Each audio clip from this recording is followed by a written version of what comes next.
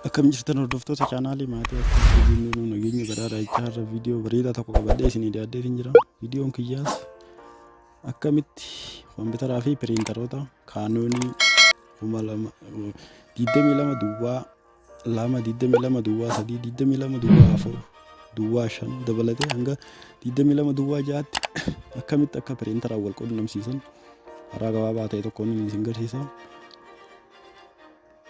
Warda vaichaa warra asxaa YouTube subscribe godhuudhaan viidiyoo keenya gara daawwachuutti akka galtan habajaan isin gaafachaa. Kallattumaan gara viidichaatti seennaa. Jalqaba intarneetii irraa yookiin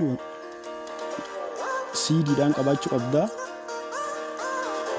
Yoo akkas hin taane kompiitaraa fi piriintarichi wal baruuf ni ulfaata waan ta'eef wiindoon takka tokko kan ofirraa qabanni jiranii kaaneen diraayivara waan ofirraa qabuuf akkuma itti keessan qabatu ni jira. Yookiin taane immoo CD yookiin diraayivara kompiitaraan buuftee caanuun dirqama ta'a jechuudha.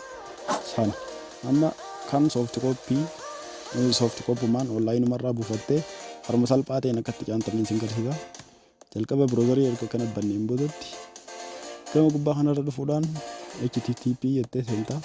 Hypertext transfer protocol itti erga seenteen boodatti slash lama gootee anamma waan nama dura search itti godhee jiruuf akkanas dhufa. canon.co.uk support ogaateen siif fida.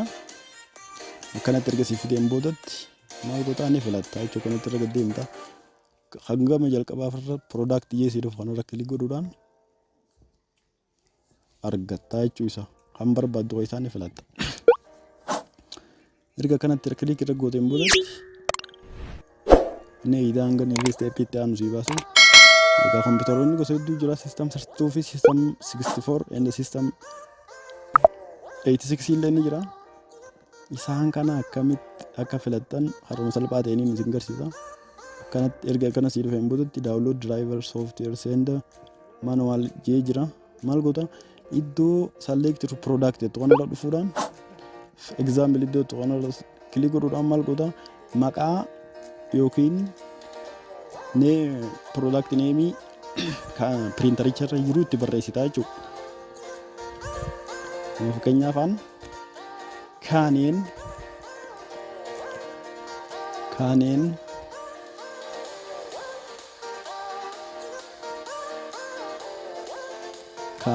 image runner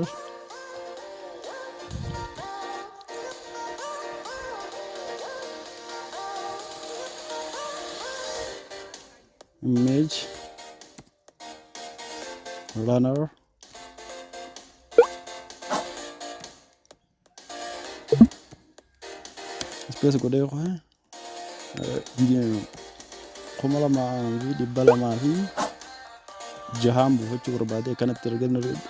Innummaan kun gosa sadii jira. Kanatti gosa sadeen jiru kana keessaa filatta jechuudha. Kanneen barbaadu nama fakkeenyaaf akka tokkoffaa jiru kana waan ta'eef irratti kilik goota ni eeggatta. Step itti aantu irratti maal goota? Step itti aantu irratti kanatti erga si dhufeen boodatti step itti aantu irratti akkana gad harkifachuudhaan siif dhufaa jechuudha. Diraayivariin ati daawunlood godhuu qabdu 4 window 10 time 64 bit jira ni buufatta dubbifta.